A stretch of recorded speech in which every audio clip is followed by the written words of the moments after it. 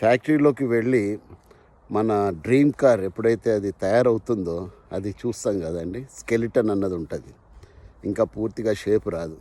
అది చూస్తే ఓహర్ని అనిపిస్తుంది కదా, అంత మంచిగా అనిపించదు, అంత స్కెలిటన్ లెక్క ఉంటుంది. మనిషి కూడా అంతే కదండి, స్కెలిటన్ నుంచే మనిషి మన అందాన్ని చూసి మనం మురిసిపోతూ ఉంటాము. అది స్కెలిటనే, అది ఎండిపోతే తెలిసిపోతుంది కదా. అట్లాగే ఒక ఇల్లు కడుతున్నప్పుడు కూడా అది ఇంకా అండర్ కన్స్ట్రక్షన్లో ఉన్నప్పుడు చాలా షాబీగా ఉంటుంది మొత్తం కూడా కదండి.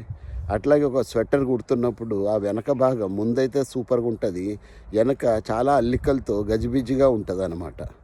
సో దీన్ని బట్టి మనం ఏం అర్థం చేసుకోవాలి, మన జీవితం కూడా అంతే. కష్టాల్లో ఉన్నప్పుడు, ఇబ్బందుల్లో ఉన్నప్పుడు, జీవితంలో ఎదురు దెబ్బలు తాకినప్పుడు లేదా ఎదురీత ఎదుగుతున్నప్పుడు మన పరిస్థితి కూడా అదేనండి. కానీ ఒక్కసారి ఆ కష్టాలని ఎదుర్కొని ప్రతి సమస్యకి పరిష్కారం కనుక్కొని తీరం చేరిన తర్వాత, అంటే ఈదిన తర్వాత తీరం చేరుతాం కదా, అప్పుడు we feel on top of the world కదండి. అప్పుడు మన జీవితం అందంగా తయారవుతుంది, అందంగా కనిపిస్తుంది కూడా.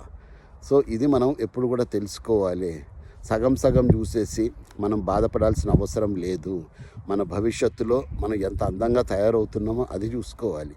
ఆ డ్రీమ్ కార్ అన్నది పూర్తయిన తర్వాత, పెయింటింగ్స్ అయిన తర్వాత ఎప్పుడైతే షోరూంలోకి వస్తుందో దాని నిజమైన అందం అన్నది అప్పుడు కనిపిస్తుంది.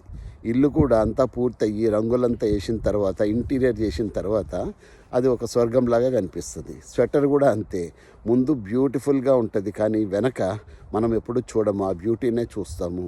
జీవితంలో కూడా ఎప్పుడు మనము అందాన్నే చూడాలి తప్ప ఎప్పుడు బాధలు తవ్వుకుంటా కూర్చోవద్దు దయచేసి మిత్రులారా. ఎంత అందంగా చేసుకోవాలన్నది మన ఆలోచనల్లో, మన చేతల్లోనే ఉంటుంది. I wish you a beautiful life. జై హింద్.